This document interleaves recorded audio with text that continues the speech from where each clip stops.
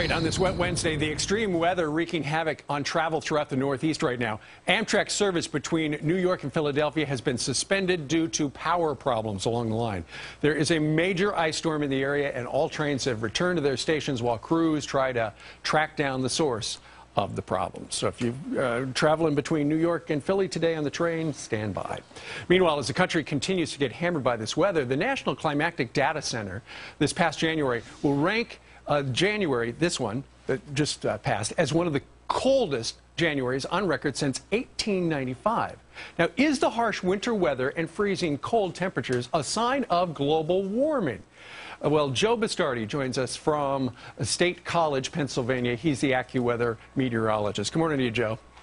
Good morning. By the way, that forecast was put out of this office back in late December. This would be one of the coldest Januaries since 1985. That was when Ronald Reagan got inaugurated. Remember how cold? Some of you may remember of that. Absolutely. How cold it was. But there are things going on behind the scenes now that I believe will be proven indicative of a bigger change that's coming down the road. If we look at a graphic here of what the normal La Nina looks like when you have a first-year La Nina, right, it's usually very warm in the eastern part of the United States. The last time we had a La Nina this cold was 1917, 1918. Look at how cold that was. Right. When you see how cold it was in the east.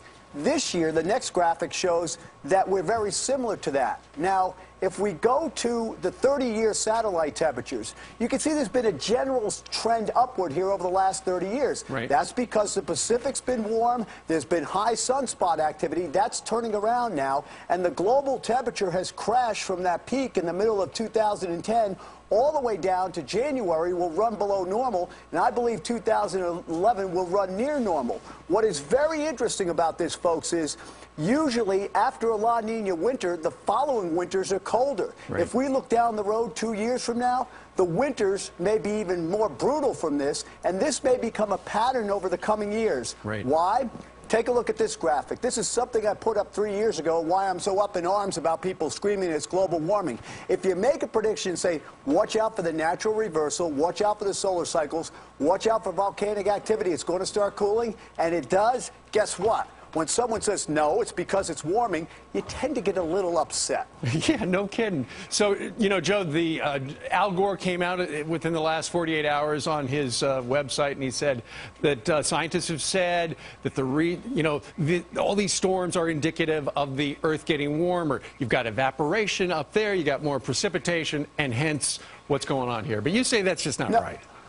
Well, what it is that the atmosphere is beginning to cool. That creates more clashes. You know what this is like with those folks? And I don't mean to demean you, but Deuce, you used to wrestle. It's like the more your opponent scores, the more points you get. The fact of the matter is, these guys are sitting there, they do that. Is there any answer they don't own? 4 or 5 years ago, we were hearing no winters, lots of hurricanes, everything else. When the opposite happens, they say, well, we're right about that. My feeling is, not necessarily I'm right yet, but I will be proving correct that the global temperature over the next 20 to 30 years, because of the natural reversal of the oceans, the solar cycles, and the wild card, the volcanic activity, will return to where it was in the late 70s. I'm not even that extreme. There are people who think that by 2030, we're back where we were in the early 1800s, wow, which is a mini ice age. And by the way, folks, cooling is worse than warming. It takes a lot more energy. That's why your energy bills go up in the winter to heat houses than it does to cool you down. No kidding. All right, Joe Bastardi, you'll be proven right in 20 to 30 years, you say. So well, I'll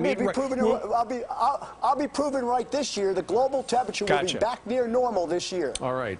Joe Bastardi joining us from Pennsylvania. Sir, thank you very much.